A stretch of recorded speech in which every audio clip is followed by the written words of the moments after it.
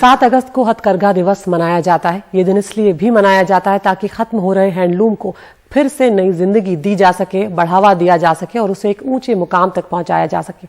लेकिन क्या जो वादे किए जाते हैं, हैंडलूम की स्थिति उस हिसाब से सुधरी है? कम से कम बनारस में तो ऐसा नजर नहीं आता। हैंडलूम के हालात पहले से ज्यादा खराब हो गए और इसी की पड़ताल करती है हमारे सहयोगी अजय सिंह की ये रिपोर्ट।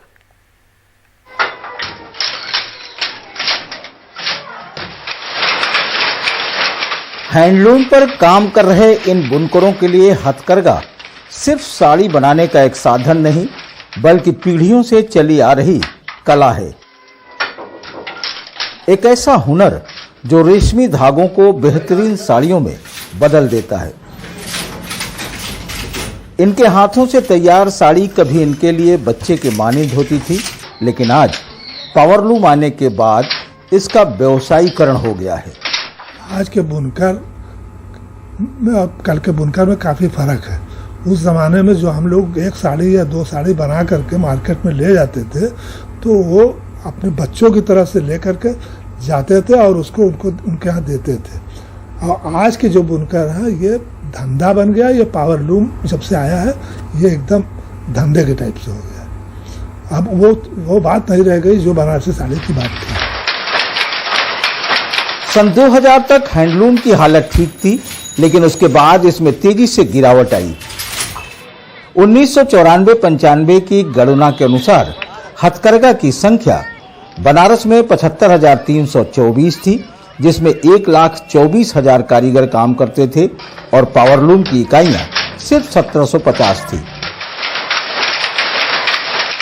वहीं 2009-10 की गणना में हैंडलूम की संख्या घटकर 50 से 52,000 रह गई और कारीगर भी घटकर 95,000 रह गए, जबकि पावरलूम की संख्या बढ़कर लाखों में पहुंच गई।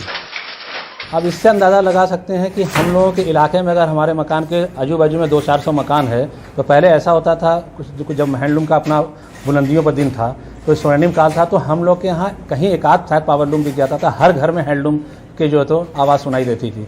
लेकिन इतना वक्त खराब हो गया है कि शायद 1-2 घर में आपको हमारे आजू बाजू में हैंडलूम मिले, बाकी सब जगह पावरलूम हो गया है। और कारीगर पहले हैंडलूम के पावरलूम गए, पावरलूम के कारीगर अब प्रस्थान करके दूसरे प्रदेशों में जा रहे हैं। तो बनारस के अंदर ना हैंडलूम का कोई भविष्य है, ना पावरलूम का कोई भविष्य है। सब बर्बादी के कगार पर इस वक्त।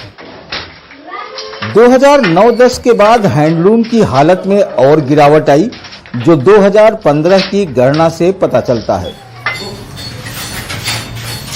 इस सर्वे से पता चला कि बनारस में सिर्फ 13,407 हैंडलूम ही रह गए हैं और इन पर काम करने वाले बुनकरों की संख्या भी चंद हजार बची है। यह बात हथकरघा के लिए जकार्ड बनाने वाले बबलू की दुकान से भी पता चलता है, जहां हैंडलूम का जकार्ड दुकान में सिर्फ अब नुमाइश के लिए लगा है। पहले तो जितना बन रहा था सब हैंडलूम बन रहा था, अब वो एकदम ख़त्म हो गया। अब थोड़ा जो है बस नुमाइश है, मतलब सैंपल में रखा है और कोई काम नहीं है। अब महीने में 1-8 ठो आ जाता है, 2 ठो बन जाता है। ऐसा नहीं कि हैंडलूम को बचाने के लिए सरकार ने योजना नहीं बनाई। 2016 में स्मृति ईरानी जब कपड़ा मंत्री थी, तो बनारस में हैंडलूम दिवस बहुत बड़े पैमाने पर मनाया गया। बड़े बड़े वादे किए गए, लेकिन फिर सब भूल गए। आज भी बनारस में सिर्फ एक छोटे से हाल में चंद लोगों के बीच हथकरघा दिवस की रस्म अदायगी हो रही है। कुछ बुनकरों को बुलाकर उन्हें सम्मानित किया गया और फोटो खींचकर मान लिया गया कि यह हैंडलूम बच गया। लेकिन यहीं पहुंचे कुछ बुनकर कहते हैं कि यह सिर्फ रस्म अदायगी है। ऐसा लग नहीं रहा है, क्योंकि सरकार तो स्कीम देती है, लेकिन स्कीम सही बुनकरों तक पहुंच नहीं पाती। इसके लिए सरकार को और प्रयास करना चाहिए। मुझे तो ऐसे ही लगता है कि ये रस्म अदायगी है, बुनकरों तक ये फायदे पहुंच नहीं रहे हैं। जो बुनकर लूम पर बैठ के काम करते हैं, उन तक ये फायदे पहुंच नहीं रहे गवर्नमेंट के। सिर्फ बनारस ही नहीं, आसपास के जिलों में भी अगर हम देखें तो हैंडलूम की हालत खराब हुई है। मिर्जापुर में 2,602 हैंडलूम बचे हैं, चंदौली में 2,531, भदोही में 1,780 और जौनपुर में तो सिर्फ 20 हैंडलूम ही बचे हैं। कोविड के बाद इसमें और तेजी से गिरावट आई है। ऐसे में हथकरघा दिवस इसे कितना बचा पाएगा, आप खुद सोच सकते हैं। वेंटिलेटर पर पहुंच चुके हैंडलूम उद्योग को बाहर निकालने के लिए सरकार कई योजनाएं लाई, लेकिन इसके हालात में कोई सुधार नहीं हुआ। साफ है कि इसके रोग के जड़ तक वो योजनाएं नहीं पहुंच पाई और अब तो हालात ये है कि इसकी सांसें थमने वाली हैं।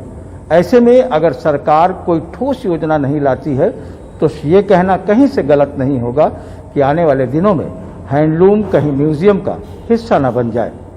वाराणसी से पुरुषोत्तम के साथ अजय सिंह, एनडीटीवी इंडिया।